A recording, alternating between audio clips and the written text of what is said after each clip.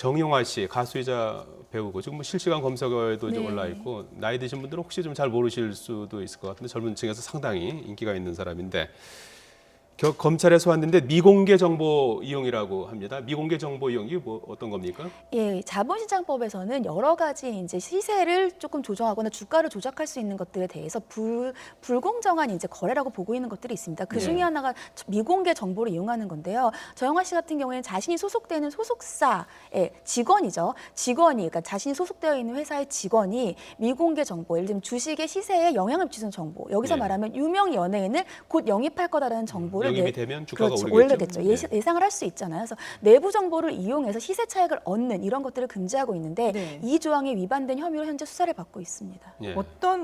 그러니까 어떤 주식을 사서 그러니까 자기네 회사의 주식을 산 맞습니다. 건데 네. 어느 정도의 시세 차익을 본 건가요? 지금 이제 2억 원의 시세 차익을 봤다라는 혐의를 지금 받고 있는데요. 네. 해당 기획사가 이제 지난해 7월에 유명 연예인 영입을 했거든요. 예. 근데 그 전에는 주가가 주당 28,800원이었어요. 근데 영입을 한 직후에 주가가 27,000원까지로 급등을 했고 이러한 시세 차익을 노렸다라고 지금 혐의를 받고 있습니다. 의도성이 있다라고 보고 있는 거군요. 네, 의도성 같은 경우는 지금 현재는 수사 과정이라서 네. 정확하게는 확인할 수는 없지만 의도성을 보려면은 말씀드린 것처럼 어느 정도 주식을 샀는지 그리고 네. 주식을 산 시점이 언제인지 본인이 예를 들면 미공개 정보를 취득한 그 정도의 시점이고 또 그렇게 시세가 차익이 나고 나서 바로 직후에 팔았다면 여러 가지 정황상 이것이 시세 차익을 노렸다라고 볼 수 있지 않겠습니까? 네네. 그렇기 때문에 이런 것들을 그리고 시세 차익이 이루어진 이후의 자금 흐름이라든지 그런 것들을 수사할 걸로 예상됩니다. 예, 그리고 또 중요한 것이 이제 내부의 정보를 갖다가 어떻게 알았느냐 하는 부분 아니겠습니까? 그렇다면 내부에서 이렇게 도와준 사람이 있지 않겠습니까? 그렇죠. 그래서 지금 이제 그 부분도 좀 봐야 되는 그렇죠. 거죠. 기획사들과의 어떤 관련이 있는지입니다. 예. 왜냐하면 이거는 굉장히 중요한 정보이고 말씀하신 것처럼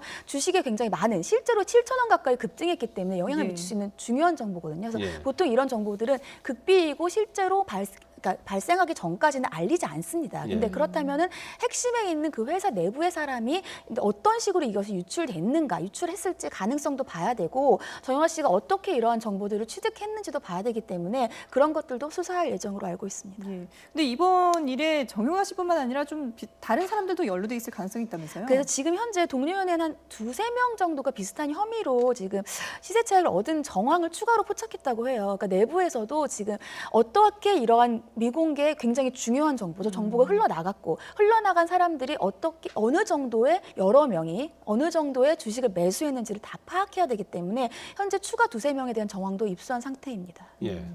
미공개 정보 이용 혐의를 받고 있는 사람 최근에도 한 분 있죠. 네. 한진해운선 회장 최은영 회장도 네. 조사를 받았는데 어떤 차이가 있는 겁니까 두 사건이? 사실은 적용되는 법 조항은 똑같습니다. 예. 그런데 굳이 차이를 말씀드리자면 일단 금액이 굉장히 다르죠. 금액에 따라서 처벌되는 수위가 다릅니다. 그래서 금액이 다르다는 점이 굉장히 크고요. 예. 징역뿐만이 아니라 벌금도 굉장히 다르거든요. 그래서 벌금 같은 처벌 수형이 다르고 두 번째로는 정영화 씨 같은 경우에는 수익을 예상을 했던 거고요. 그리고 이제 최 회장 같은 경우에는 손실을 예상을 해서 미리 팔았다는 거죠. 예. 그러면 정용화 씨는 만약에 이게 수익을 노리고 시세 차익을 노리고 한 행동이라면 어떤 처벌을 받게 되나요?